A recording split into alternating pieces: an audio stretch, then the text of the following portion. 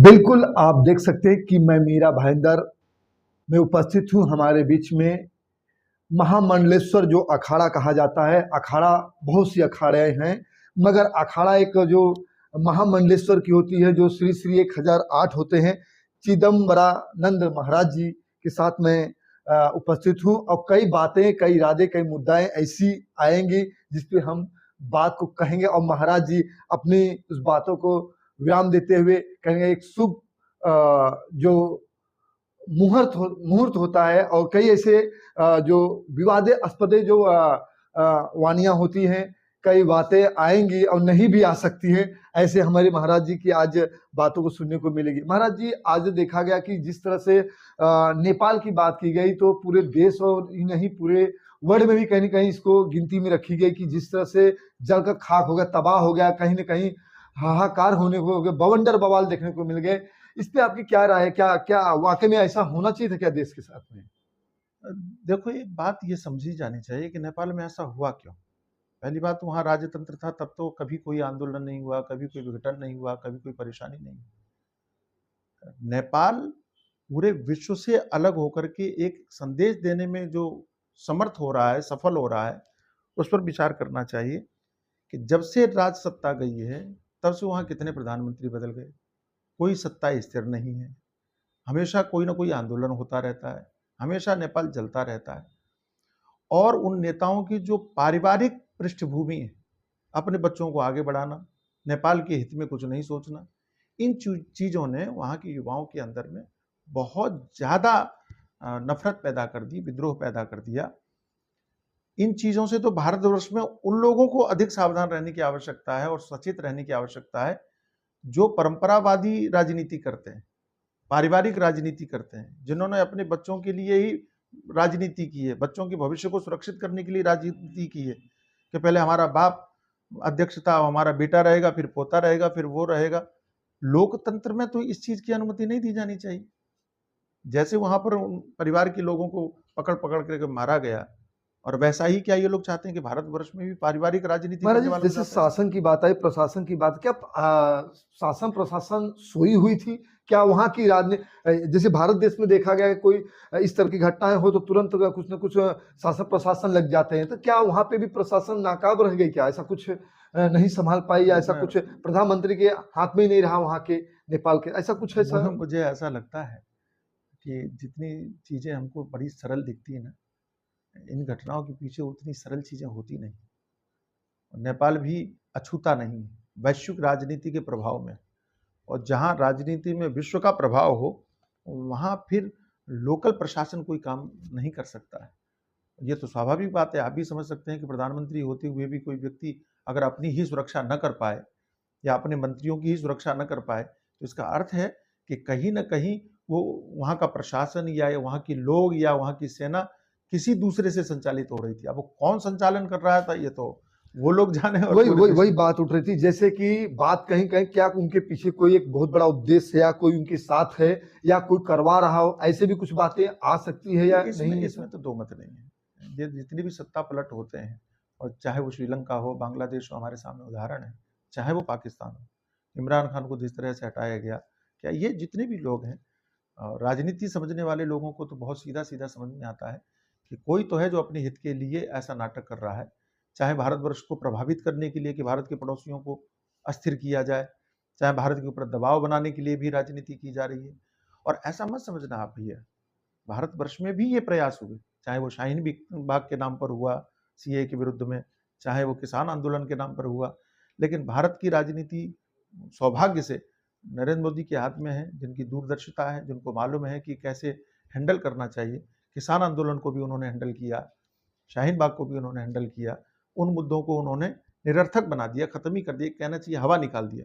नहीं तो मौका तो यहाँ भी आया था, यहाँ पर भी वैसे ही बिल्कुल कई ऐसे बात, इरादे, मुद्दाएं, बहुत सी ऐसी बात आएगी, सुनने को आएगी।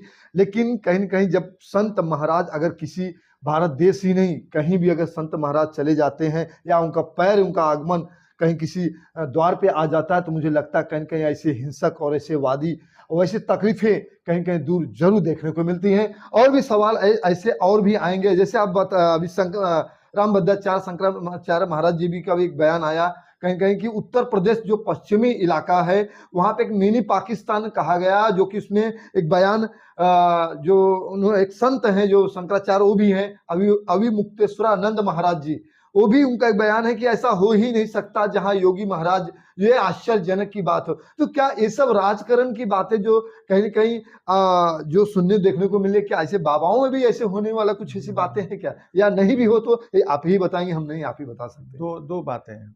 पहली बात तो जो ये कहा गया कि पश्चिमी उत्तर प्रदेश में मिनी पाकिस्तान है, इसको थोड़ा सा विस्तार से देखना चाहिए। ये केवल उत्तर प्रदेश के पश्चिमी उत्तर प्रदेश में नहीं हुआ है। मैं भारतवर्ष की यात्रा करता हूँ भैया, और जहाँ जहाँ मैं जाता हूँ मुझे नहीं लगता कि भारतवर्ष का कोई भी ऐसा प्रदेश है जिस प्रदेश में एक स्थान मिनी पाकिस्तान के रूप में डेवलप न हुआ हो। ये गंभीर बात है और इसको मजाक में नहीं उड़ाया जाना चाहिए, चाहे वो कोई भी महात्मा हो। इसको मजाक और या अपनी प्रसिद्धि, अपनी लोकप्रियता के लिए हमको ये बातें कहने की आवश्यकता नहीं है। इस पर गंभीरतापूर्वक विचार करके उसका समाधान करने की आवश्यकता है कि जो लैंड जिहाद के रूप में या मिनी पाकिस्तान के रूप में जो क्षेत्र डेवलप हो रहे हैं, उनसे कैसे निपटा जाए, उनको कैसे समाप्त किया जाए। और ये आज नहीं हुए। आप योगी जी का नाम ले लो, कि आप किसी वर्तमान मुख्यमंत्री का नाम ले लो कि इनके रहते ऐसा कैसे हो गया। ये कोई आज से थोड़ी डेवलप हो रहा है। स्वतंत्रता के बाद ही ये बीमारी लगी हुई थी, और तुष्टीकरण करते हुए वक्फ बोर्ड और अल्पसंख्यक आयोग के नाम पर जो उनको सुविधाएं दी जाती रहीं, उसका लाभ उठा करके उन्होंने ये नाटक बिल्कुल बिल्कुल, लव जिहाद की बात आती है, या जैसे लैंड जिहाद की बात आती है, या धर्म निरूपांतरण की बात आती है। महाराज जैसे कई ऐसे बात विवाद सुनने को मिलते हैं, कहीं कहीं हिंदू मुस्लिम की बात जब आती है, तो क्या ये देश में जिस तरह से चल रहा है, क्या ये कोई अलग तरीके की राजनीति चल रही है, या इसके पीछे कोई है, या वाकई में ये राजनीति की रोटियां सेकी जा रही है, या कहीं न कहीं आम जनताओं नागरिकों को वोट लेने के लिए किसी न किसी एक तरह के बहाने सभी पार्टियों की देखने सुनने को मिलती है? ऐसा कुछ है या नहीं है, तो फिर क्या चल क्या रहा है? बहुत गंभीरता से सोचना चाहिए। अगर आप कहो कि यहाँ वोट लेने के लिए कोई हिंदू मुस्लिम की बात कर रहा है, तो ब्रिटेन में कौन वोट लेने के लिए हिंदू मुस्लिम की बात कर रहा है? वहाँ 30 लाख लोग इकट्ठा हो गए। किसके विरुद्ध इकट्ठे हैं? सारी दुनिया में आग लगी हुई है, सारी दुनिया परेशान है। तो कोई विचारधारा है, उनको सुधरने की आवश्यकता है, संभलने की जरूरत है। हम अगर उनको संभालने और सुधरने की बात कर रहे हैं, तो आप हमसे कहते हो कि आप हिंदू मुस्लिम की बात कर रहे हैं। अगर 500 वर्षों से विवादित मुद्दे को, जहां पर इस्लाम का कोई लेना देना, अयोध्या से बाबर का क्या संबंध हो सकता है? ये तो एक कॉमन सेंस की बात है। अयोध्या का बाबर से क्या संबंध हो सकता है? और उसको आपने मुद्दा बना के रखा हुआ था। अगर आप कहते कि नहीं, ये तो राम जी की भूमि है और हम आपको देते हैं छोड़ने की, अगर आप उदारता दिखाते हो, तो कभी मुद्दा बनता ही नहीं। मुद्दा बनाया किसने? हिंदू मुस्लिम मुद्दा बनाने की बात कौन करता है? तो जो लोग मुस्लिम के नाम पर अलग देश लेकर के चले गए, मुस्लिम के नाम पर अलग अल्पसंख्यक आयोग के लाभ ले रहे हैं, मुस्लिम के नाम पर वक्फ बोर्ड की संपत्तियां हड़पे बैठे हुए हैं, और वही लोग हमको कह रहे हैं कि आप हिंदू मुस्लिम कर रहे हैं। आप मतलब आप ये चाहते हैं कि हम आपको घायल भी करें, आपको चोट भी पहुंचाएं, और आप आह भी ना भरें, आप विरोध भी ना करें। ऐसे तो शासन नहीं चलेगा। आप क्या चाहते हैं कि हम पहले टुकड़े करवा दिए और टुकड़े करवाते चले जाए? ये विचारधारा बिल्कुल गलत है। और मैं ये कहता हूं कि ये भारतवर्ष हिंदुओं का है, सनातन धर्म का है। ये अनादिकाल से चला आ रहा है। इसकी सभ्यता, इसकी परंपरा, इसकी संस्कृति के साथ अब समझौता नहीं हो सकता। जो हो गया उसको विसारना चाहिए, भूलना चाहिए, जाना चाहिए, सुधारना चाहिए। जो गलत हुआ उसको सुधारने की भी आवश्यकता है। ऐसा नहीं कि जो गलत हो गया उसको सुधारने की जरूरत नहीं है, सुधारने की आवश्यकता है। संत समुदाय को आने की आवश्यकता है, संत समाज को, क्योंकि ये देश, इस देश को राजनेता लोग कृषि भूमि बोलते हैं। ये भारतवर्ष कृषि भूमि है, लेकिन कृषि भूमि से भी पहले इस भारतवर्ष की सम्मान और प्रतिष्ठा ऋषि भूमि के नाम से है। तो ये संतों की भूमि है, संतों का देश है। संतों को मुखर होकर के देश को बचाने के लिए, धर्म को बचाने के लिए, बिल्कुल धर्म बचना चाहे जैसे, क्योंकि संत लग चुके हैं पूरे देश को बचाने के लिए।